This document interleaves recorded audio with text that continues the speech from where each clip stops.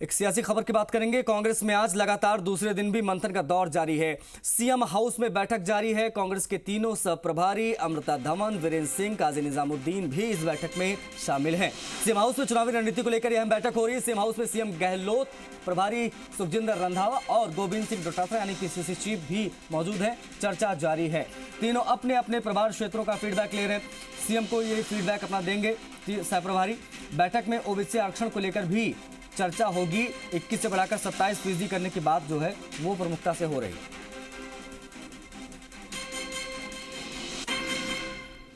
इस बीच आपको बता दें कि सीएमआर में बैठक से पहले खासा कोठी में तीनों सह प्रभारी अमृता धवन, वीरेंद्र सिंह और काजी निजामुद्दीन भी पहुंचे। यहां पर भी बैठक हुई। तमाम विधायकों से मेल मुलाकात का सिलसिला यहां पर चलता रहा। विधायक राज गुर्जर ने अमृता धवन से मुलाकात की। प्रदेश सह प्रभारी अमृता धवन का बड़ा बयान भी आया। इस दौरान उन्होंने कहा कि उस मीटिंग के बाद धरातल पर असर दिख रहा है। धवन ने कहा, प्रतिक्रिया दी कि मेरे प्रभार वाले पूर्वी राजस्थान में इसका बड़ा असर है। क्षेत्र में बड़े वर्ग की प्रतिक्रिया थी, सब मिलकर साथ चलें, ऐसी थी सोच। अब इस बैठक के बाद लोग बहुत संतुष्ट हैं। कार्यकर्ताओं में भी इकट्ठा होकर काम करने की चाह दिखाई दी है। यह संकल्प नीचे तक दिख रहा है। दिल्ली की एकजुटता की तस्वीर का बहुत पॉजिटिव असर है। क्या कहा, दिखा देते हैं। देखिए, बल्कि उस मीटिंग के बाद मेरे जो जिले हैं, मैं ईस्टर्न राजस्थान की बात कर रही हूँ, जहाँ पे एक बहुत बड़ा जो है वर्ग जो है चाहता है कि हमारे सब नेता मिलकर काम करें। उस पूरे इलाके के अंदर लोग बहुत संतुष्ट हैं। कार्यकर्ता के अंदर एक कहते हैं कि एक इकट्ठा होकर काम करने की चाह है। तो वो जो आपने तस्वीर देखी दिल्ली के अंदर, उसका एक बहुत पॉजिटिव प्रभाव जो है इन जिलों पे पड़ा है। देखिए, जनता खुश है कांग्रेस पार्टी के काम से, और सरकार का जो काम है वो लोगों का जो है उसने दिल जीता है। और कहीं ना कहीं ये जो एक मॉडल है, डेवलपमेंट मॉडल, जिसमें हम पंक्ति के आखिरी व्यक्ति तक की बात कर रहे हैं, ये योजनाएं जो हैं हर किसी को इसका फ़ायदा हो रहा है। और ख़ासकर जो 100 यूनिट जो बिजली की बात है, जिसमें सबसे बड़ी जो रियायत है, वो बहुत बड़ी संख्या में लोगों को जो है आराम देगी। और ख़ासकर जब 200 यूनिट पे जो फिक्स चार्जेस ख़त्म करें और एक नॉमिनल अमाउंट जो है सिर्फ मात्र उतना ही लोगों को देना पड़ेगा। शशि मोहन शर्मा हमारे सहयोगी सीधा लाइव कनेक्ट हो रहे हैं ताज़ा अपडेट्स के साथ में। उनसे बातचीत करते हैं। शशि, क्या अपडेट्स हैं इस बैठक की? कौन कौन बैठक में शामिल, क्या चीज़ें हो रही हैं, क्या चर्चा चल रही है? देखिए, बैठक अभी चल रही है। मुख्यमंत्री आवास पर बैठक है, जिसमें सीएम अशोक गहलोत के साथ प्रभारी रंधावा, पीसीसी चीफ डोटासरा और 3 सह प्रभारी, जिसमें काजी निजामुद्दीन, वीरेंद्र राठौड़ और अमृता धवन शामिल हैं जी। और बैठक में अब आगे की रणनीति को लेकर के चर्चा चल रही है। अब तक जो हालात, ज़मीनी हालात टटोले प्रभारियों ने, सह प्रभारियों ने, उनके ऊपर बातचीत हो रही है। और महंगाई राहत कैंप का क्या रिएक्शन है जनता में, इस पर बातचीत हो रही है। खासतौर से महंगाई राहत कैंप को पार्टी गेम चेंजर मान रही है। पार्टी के लोगों का मानना है कि इसके जरिए जो रिलीफ लोगों को मिला है, जैसा अभी हमने दर्शकों को सुनवाया, अमृता धवन क्या बयान दे रही थी कि 100 यूनिट जो मुफ्त बिजली मिली है, 200 यूनिट तक का फिक्स चार्ज ख़त्म किया है सरकार ने, नॉमिनल बिल आएगा। तो सरकार की कोशिश ये है कि प्रदेश का हर व्यक्ति उनकी योजनाओं से लाभान्वित हो और उस लाभ का असर आने वाले चुनाव में भी पार्टी को फायदे के रूप में दिखाई दे। जी आशीष। शशि, बजट घोषणाओं को धरातल पर उतारने का एक बहुत बड़ा चैलेंज था सरकार के सामने कि भाई समय कम है और जो बड़ी बड़ी घोषणाएं की हैं उसको धरातल पर उतारा जाए।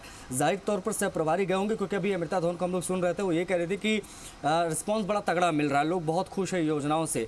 मुझे लगता है कि ये जो फीडबैक इन्होंने महसूस किया है, लोगों के बीच में गए होंगे, यही मुख्यमंत्री को जाहिर तौर पर बताया जाएगा। उसके बाद में आगे से महंगाई राहत कैंप को किस तरीके से एक्सटेंड करना है कि नहीं करना है, और इस दिशा में और क्या बेहतर किया जा सकता है, क्या इन्हीं सबको लेकर चर्चा हो रही होगी? बड़ी संभावना आशीष इसी बात की है। महंगाई राहत कैंप हालांकि 30 जून तक उनकी तारीख है, अभी 22 दिन और बचे हैं महंगाई राहत कैंप के। और सरकार की कोशिश होगी कि इस 22 दिन में ज़्यादातर लोगों तक लाभ पहुंचा दिया जाए। आप देखिए, तकरीबन 1.5 करोड़ परिवार ऐसे हैं और 6.25 करोड़ लोग ऐसे हैं जो गारंटी कार्ड का फ़ायदा ले चुके हैं। 1.5 करोड़ परिवार और 6.25 करोड़ गारंटी कार्ड बन चुके हैं अलग अलग योजनाओं में। और सरकार इस अभियान के जरिए, महंगाई राहत का जो अभियान है, इसके जरिए लोगों तक रिलीफ पहुंचाना चाहती है। लेकिन एक और महत्वपूर्ण मुद्दा इस बैठक का बताया जा रहा है, वो आरक्षण में आगे संशोधन को लेकर के है कि सरकार की मंशा है कि क्या ओबीसी को आरक्षण उसकी जाति के अनुपात में दिया जा सकता है? क्या 21 से बढ़ा करके 27% आरक्षण किया जा सकता है ओबीसी का?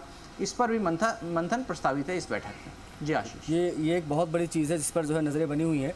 लेकिन क्या माना जाए शशि कि ये जो 2-3 दिन से लगातार मंथन बैठक चल रही है, आगे भी बैठकें चलती रहेंगी जैसा कि रंधावा साहब खुद कह रहे हैं।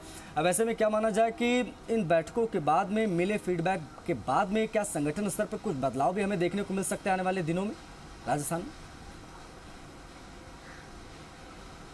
देखिए, संगठन के स्तर पर बदलाव अपेक्षित हैं, होने भी हैं, लेकिन क्या पीसीसी चीफ का बदलाव होगा? हालांकि जो बैठक हुई दिल्ली में मुख्यमंत्री अशोक गहलोत और सचिन पायलट की पार्टी आलाकमान के साथ, उस दौरान उसके बाद में फौरी तौर पर यह चर्चा आई कि पीसीसी चीफ गोविंद सिंह डोटासरा को बदला जा सकता है।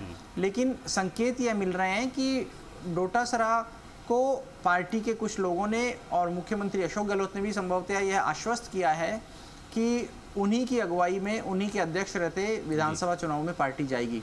इसका मतलब जो फॉर्मूला बनाए सचिन पायलट और अशोक गहलोत पे, वो पीसीसी अध्यक्ष के पद पर नहीं बनाए, कुछ और जिम्मेदारी नेताओं को दी जाएगी।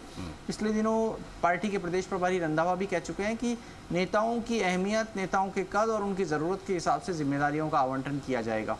अब आगे जिम्मेदारी किसको क्या मिलती है ये तो अलग बात है, लेकिन संगठन में जहाँ तक बदलाव की बात है तो संगठन के बदलाव का ही हिस्सा था जो पिछले दिनों 89 को-ऑप्टेड मेंबर्स बनाए गए। पिछले दिनों पीसीसी की तरफ से जो सचिव बनाए गए वो भी संगठन में ही बदलाव का हिस्सा था। तो ऐसे बदलाव और किए जाएंगे और कुछ सचिवों का एलिवेशन भी किया जा सकता है संगठन को मजबूत करने के लिए। जी, दिल्ली में जो बैठक हुई, बैठक के बाद जो तस्वीर हमने देखी, जो एक मैसेज देने की कोशिश की गई कि ऑल इज़ वेल है, सब कुछ ठीक है, लेकिन उस बैठक के बाद में, उस तस्वीर के बाद में, वेणुगोपाल और गहलोत पायलट के तस्वीर के बाद में सब चीज़ें नॉर्मल कही गई, लेकिन राजस्थान लौटने के बाद नॉर्मल दिखी नहीं। अब ऐसे में इसको नॉर्मल दिखाना भी उतना ही महत्वपूर्ण है जितना वहाँ पर दिल्ली में दिखाया गया, बताया गया, जो दावे वहाँ पर किए गए, सब साथ हैं, सब एक हैं। अब ऐसे में ये वाली जो चुनौती है, इससे कैसे निपटा जाएगा कांग्रेस की तरफ से? इसके लिए क्या कोई खास प्लान बनेगा कि नहीं भाई, पायलट साहब को कहा तो जा रहा है कि सब साथ में है, लेकिन साथ में लाइए, साथ में दिखाइए, तो तभी ना जनता मानेगी कि हाँ साथ में है।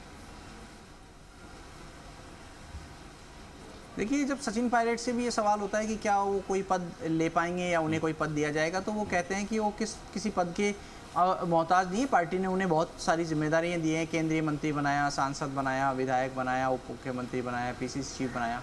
लेकिन आदमी के मन में क्या है? क्या मन में वाकई पद पाने की इच्छा है? और अगर पद पाने की इच्छा है तो किस पद तक सचिन पायलट सहमत हो सकते हैं? और अगर वो सहमत होते हैं तो क्या यह माना जाए कि वो पद के लिए ये सब कर रहे थे? तो क्या मैसेज किस एक्शन से जाएगा, इसका आकलन नेताओं को खुद को भी करना होगा। और पायलट को कहाँ एकोमोडेट किया जाएगा ये तो खैर पार्टी के आलाकमान के मन में होगा, लेकिन पार्टी यह ज़रूर चाहती है कि गहलोत और पायलट दोनों को साथ लेकर जाए, जिससे एकजुटता का मैसेज आए और चुनाव में पार्टी को फ़ायदा हो। कोशिश भी इसी सब की दिखती रही है, चाहे पिछले दिनों पार्टी आलाकमान के साथ दोनों नेताओं की बैठक हो या फिर जयपुर में होने वाली बैठकें और कार्यक्रम। जी आशीष, जाहिर तौर पर शशि, और एक बड़ी चीज़ ये भी है कि बड़ी कंफ्यूजन की स्थिति है। जिस फार्मूले की आप बात कर रहे थे, बड़ा रहस्यमयी फार्मूला है। अब समझ से परे है कि क्या सा फार्मूला बनाया गया है, आखिर इस फार्मूले को क्यों इतना छिपा के रखा जा रहा है, कब इसके आप कह सकते हैं कब ये पर्दा हटाया जाएगा, पता चलेगा कि जो बैठक दिल्ली में हुई है उस बैठक में क्या किसको कहा गया है, किसको क्या जिम्मेदारी दी गई है, और इसका कब खुलासा होगा, क्योंकि अब चुनाव में ज़्यादा वक्त बचा नहीं है, मुश्किल से मुश्किल 6 से 7 महीने का वक्त बचा, उसके बाद में वोटिंग शुरू हो जाएगी। अब ऐसे में समय कम है, लोगों के एक्सपेक्टेशन बहुत ज़्यादा हाई हैं, पायलट खेमा हो चाहे गहलोत खेमा हो, इसमें जो बातें हो रही हैं, अब ऐसे में ये फॉर्मूला क्या है, कब तक इसकी स्थिति क्लियर होगी, ये समझना बड़ा ज़रूरी है।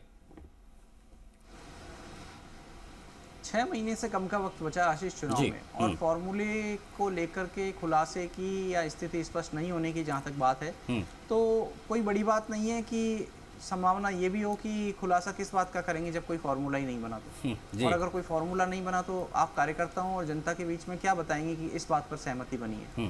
केवल जो बात केसी वेणुगोपाल ने कही थी कि दोनों ने पार्टी आलाकमान पर फैसला छोड़ दिया है, वहीं तक बात सीमित दिखती है। किसको क्या मिलेगा, किसको क्या नहीं मिलेगा, किसको आगे रखा जाएगा, किसको पीछे रखा जाएगा, किसको कैंपेन कमेटी में जिम्मेदारी दी जाएगी, ये सब बातें भविष्य के गर्भ में हैं।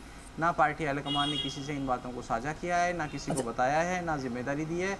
और आप देखिए कि 3 प्रभारी जो गए थे बैठक के लिए, अमृता धवन, वीरेंद्र राठौड़ और काजी निज़ामुद्दीन, वो लौट आए हैं बैठक से। और हम कोशिश करेंगे कि वीरेंद्र जी कुछ बताएं। तो वीरेंद्र जी कुछ बताएंगे किन मुद्दों के ऊपर बातचीत हुई? आज तो औपचारिक मुलाकात थी और औपचारिक रूप से ही मिले। पहली बार आज सभी प्रभारी और मुख्यमंत्री जी और पीसीसी प्रेसिडेंट औपचारिक भेंट हुई। आगे की रणनीति के मुद्दों पर या ओबीसी आरक्षण का जो एक मुद्दा ज्वलन है, ऐसी कोई नहीं हुई, कोई खास चर्चा नहीं हुई, औपचारिक भेंट थी। आज तो कोई औपचारिक मुलाकात नहीं थी हमारी। जस्ट इन 2 सेक्रेटरीज नए हैं। चलो, मैं थोड़ा दिन पहले से काम कर रहा हूँ। प्रभारी साहब ने माननीय मुख्यमंत्री जी से, प्रदेश अध्यक्ष जी से, हम तीनों सह प्रभारियों की और प्रभारी साहब की एक मुलाकात थी। इससे ज़्यादा और कोई अभी ऐसी हमारे यहाँ कोई ऐसा डिस्कशन नहीं हुआ जिस पर मैं आपको कोई अपडेट दे सकूँ। आप लोग फीडबैक लेकर के आए, ज़मीनी हकीकत, ज़मीनी हालात क्या कह रहे हैं? ऐसी हम हालात बहुत अच्छे हैं, बहुत पॉजिटिव हैं। और हालात ऐसे हैं, ज़मीनी हकीकत ये है कि हम लोग पिछली बार से बहुत ज़्यादा सीटें लेकर आगे चुनाव में सरकार बनाएंगे। आपने अपने अपने जिलों में दौरे किए हैं, उसको लेकर भी कुछ जानकारी दी कि किस तरह की स्थिति है वहाँ की? क्या आपने बैठ के भी किए वहाँ? अब जिस दिन कोई इस तरह की बात होगी हम आपको अपडेट ज़रूर करेंगे। सर, सीएम ने क्या कहा सर? क्योंकि सीएम के साथ मीटिंग हुई है, कोई फॉर्मूला डिस्कस किया होगा, विधायकों को, मंत्रियों को कोई टास्क दिया जाएगा, इस तरह कोई बात हुई? कोई इस तरह की बात होगी हम आपको ज़रूर अपडेट करेंगे। आज इस तरह की अभी कोई बात नहीं हुई। टिकट बंटवारे को लेकर के क्या क्राइटेरिया है? टिकट बंटवारे को लेकर कांग्रेस का हमेशा एक सेट क्राइटेरिया रहता है और स्क्रीनिंग कमेटी बनती है, उसके बाद सारी प्रक्रियाएं अपनाई जाती हैं। तो जब कोई इस तरह की बात, स्क्रीनिंग कमेटी बनेगी तो ही कोई फार्मूला होगा। उससे पहले कोई फार्मूला बोलना, कहना प्रैक्टिकल बात नहीं। विधायकों का टिकट करने की कोई संभावना इस बार? हम केवल ऐसी जानना चाहते हैं कि आप लोग इतनी दूर से आए हैं, अर्जेंट कॉल पर आए हैं मीटिंग? नहीं, कोई अर्जेंट कॉल पर नहीं, कोई अर्जेंट कॉल पर नहीं है। कार्यक्रम लगे हुए हैं। मेरा कल का कार्यक्रम, परसों का कार्यक्रम लगा हुआ है। सबके अपने अपने कार्यक्रम लगे हुए हैं। शुरू यहाँ से करना था, झुंझुनू जाना था मुझको, तो जयपुर से फिर कल झुंझुनू, और मैं वहाँ रुकूँगा। प्रभारी साहब और माननीय मुख्यमंत्री जी आ जाएंगे। तो ऐसा कोई मतलब स्पेसिफिकली कोई ये नहीं था, कोई अर्जेंट कॉल कोई नहीं थी। अभी यहाँ कार्यकर्ता ही बात कर रहे थे कि जब आप लोग गए मीटिंग में तो कुछ तो महत्वपूर्ण होगा ही, केवल लंच और नहीं, ऐसा नहीं है। बहुत सारी चीज़ें ऐसी होती हैं, जब 6 पॉलिटिकल लोग बैठेंगे तो यकीनन पॉलिटिक्स तो डिस्कस होगी। तो अभी ऐसी कोई बात नहीं है जिसमें आपको कोई अपडेट किया जा सके।